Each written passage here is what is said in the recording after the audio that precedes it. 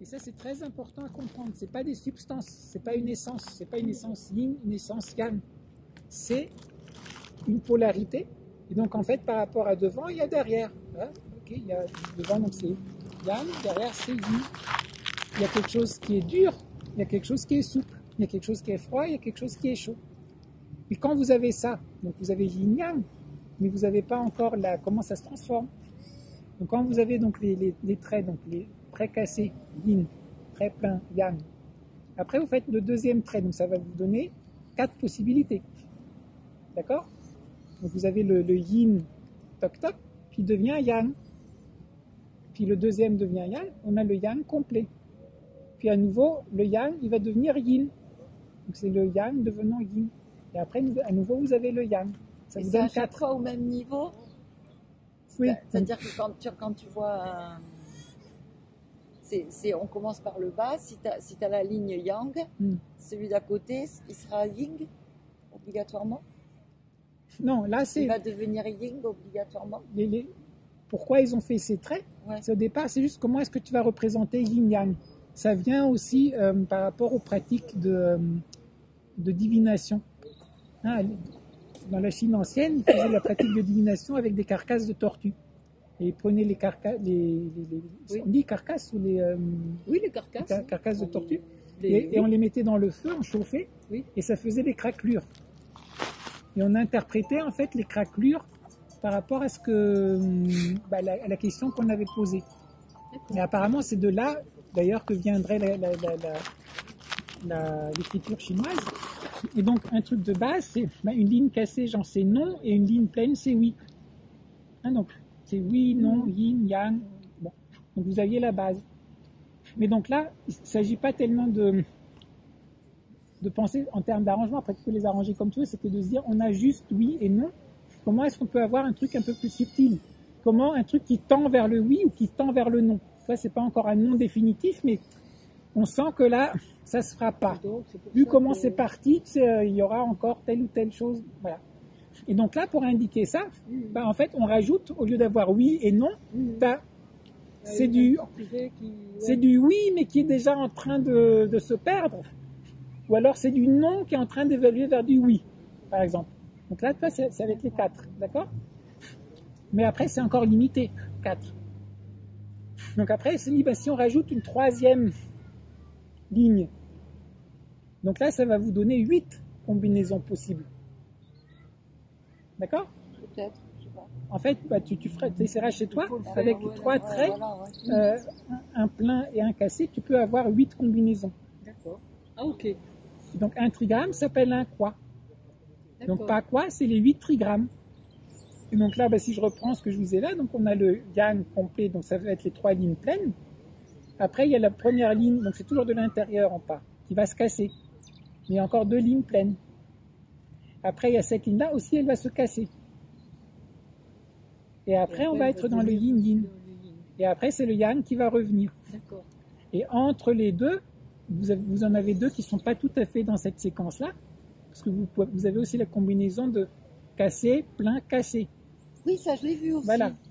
Et plein, cassé, plein. Oui, voilà. Alors ça correspond en Chine. du morse, ça.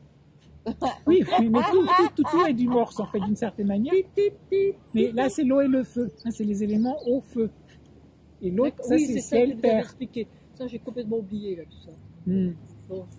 Et donc, on les reverra. Mais donc, juste pour dire donc, ce qui nous intéresse ici, c'est que donc le Pakwa, on est en train de travailler Pakwa, c'est Pagwa Jang. Jang, c'est la paume. Et donc Pakwa, c'est les 8 trigrammes. Donc en fait, c'est la paume des 8 trigrammes. Et donc toute l'idée qui est sous-jacente, c'est que c'est l'art martial qui explore le jeu du yin et du yang par rapport à ces 8 manifestations de base. Et ces 8 trigrammes-là, on s'est rendu compte que c'est pas mal. Mais par exemple, pour vraiment comprendre des situations complexes de la vie, c'est encore un peu limité.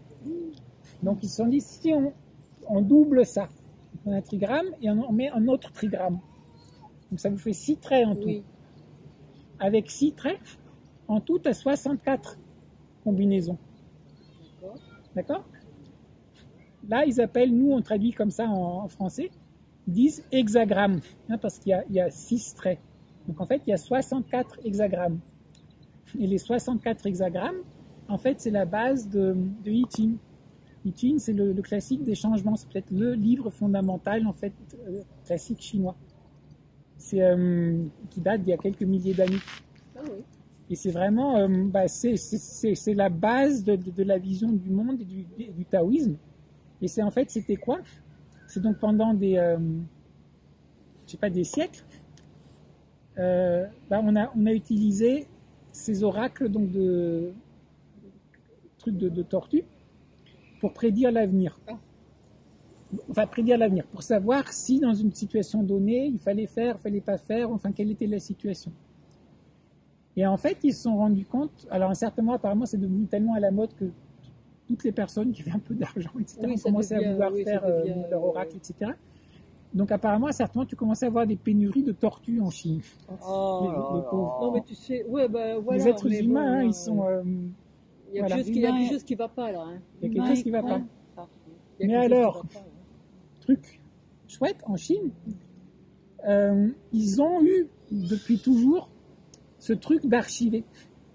Donc même quand il y avait donc leur craquelure là, sur les carapaces là, de tortues, en fait, ils archivaient avec quelle était la question, quel était le contexte et quelle était la réponse. Donc, comme ils ont fait ça pendant longtemps et qu'ils avaient beaucoup d'archives, à un certain moment, ils se sont dit, attends, là, la question qui s'est posée, elle a déjà dû être posée avant. Enfin, tu sais, peut-être un peu adapté, mais en gros, l'énergie du moment qu'on a là, sur les milliers et les milliers d'oracles qu'on a déjà fait, ça doit déjà exister. Et donc là, ils ont essayé, entre guillemets, de systématiser ça. Et donc la manière de le faire, c'est avec ces hexagrammes. Donc ils se sont rendus compte que si tu vas encore plus loin, après, tu peux aller encore en plus de complexité. Mais c'est plus gérable. Déjà 64, c'est pas mal. Mais dans 64, c'est suffisamment vaste pour donner en fait une étude approfondie pour comprendre une situation. Et c'est suffisamment gérable pour que ça ne soit pas ingérable. Mais est-ce que réellement tout ça a abouti et finalement... Parce que tu peux croire en tout et en rien. Hein. Bah, je vais dire deux choses. Bon, pourquoi je vais aller croire à ce qu'on prédit, à ce qu'on travaillait et pas à autre chose? Moi, je suis tellement cartésienne que... Le truc qui est intéressant dedans... Mais regardez, le truc qui est intéressant... Moi, hein. C'est pour ça ce que tu dis là, pendant longtemps... Alors, c'est le texte de base en Chine. Et donc, Confucius a fait les commentaires là-dessus. Donc, dans le I Ching, vous avez les commentaires de Confucius. Confucius, vous parlez de la Chine, c'est Confucius. Institut Confucius, puis on étudie Confucius. Par contre, les paroles de Confucius, ça, Oui, mais alors, justement, le truc qui est rigolo, il y avait, quand j'étais à Faculté Saint-Louis à Bruxelles, j'ai une de mes amies, Anne-Marie Dillens, qui a organisé en fait les formations genre enfin, elle disait que c'était pas vraiment interreligieux, mais au moins il y avait différentes religions qui présentaient leur voie. Donc les gens, tu pouvais suivre sur 2 ans, donc toi, un cursus comme ça où tu apprenais sur l'islam, le judaïsme, le taoïsme, etc. Oui, et il y a François Julien qui est venu, c'est le philosophe. D'accord. Et donc l'année où il est venu, il nous a parlé de I Ching. Il a commencé par nous expliquer que pendant, je sais pas, la grande partie de sa carrière, pendant des décennies, il a jamais abordé I Ching, parce que ça sent le soufre. Parce qu'en Chine, effectivement, c'est un peu magique, c'est divinatoire. Ben voilà, tu sais, tu as les petits bâtonnets, puis tu sors le bâtonnet, puis tu vas consulter le bâtonnet, etc. Mais en même temps, il a dit, mais quand même, tu fais tu veux apprendre la Chine, et c'est au fondement de la Chine, et tu vas pas regarder ça, ça pose quand même problème. Donc il a commencé à le regarder. Donc moi, ce que je dis par rapport à ça, donc quand vous le regardez, c'est des histoires en fait par rapport à leur roi, leur conte, etc. Donc mais ça peut t'aider à avancer, ça peut t'aider à réfléchir. C'est des archétypes de situations. Donc c'est juste de dire, c'est comme si on dit été, automne, printemps, hiver. Tu dis l'hiver, oui, c'est un truc, ça existe. C'est une certaine énergie. Donc quand tu te retrouves dans une énergie hiver, c'est comme là, il n'y a plus de feuilles sur les arbres, ça commence à devenir froid, on doit prendre ses énergies à l'intérieur, etc. Puis le printemps, ça va bourgeonner, voilà.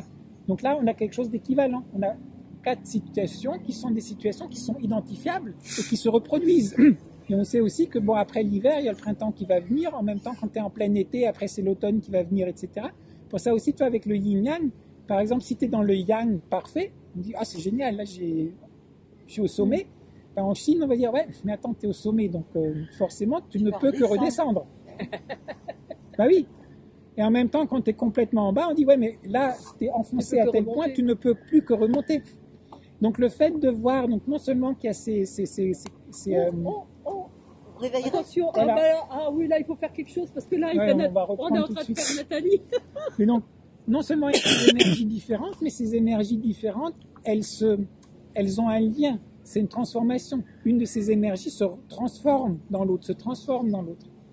Donc en fait, donc, ce qui est intéressant donc, par rapport à Pakwa, par rapport à Ultime, etc., c'est que c'est une manière d'appréhender le monde en termes de changement. Oui, oui. De dire comment une forme se transforme dans une autre.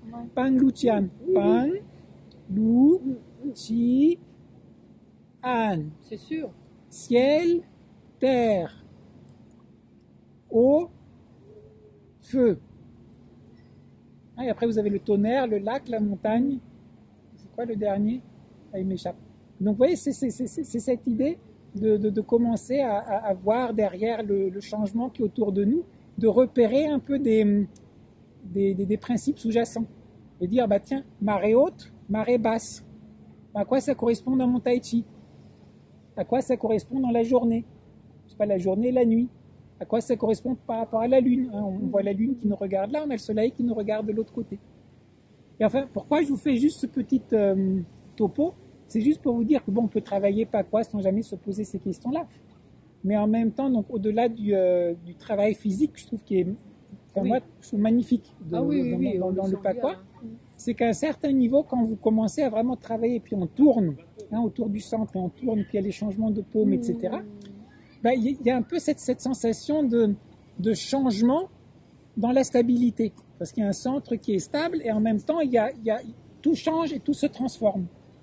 Et si on s'imprègne de ça, et là je vous dis, c'est en marchant, parce que je viens souvent à pied là, puis il n'y avait pas Marie-Françoise ce matin, donc je suis venu aussi à pied.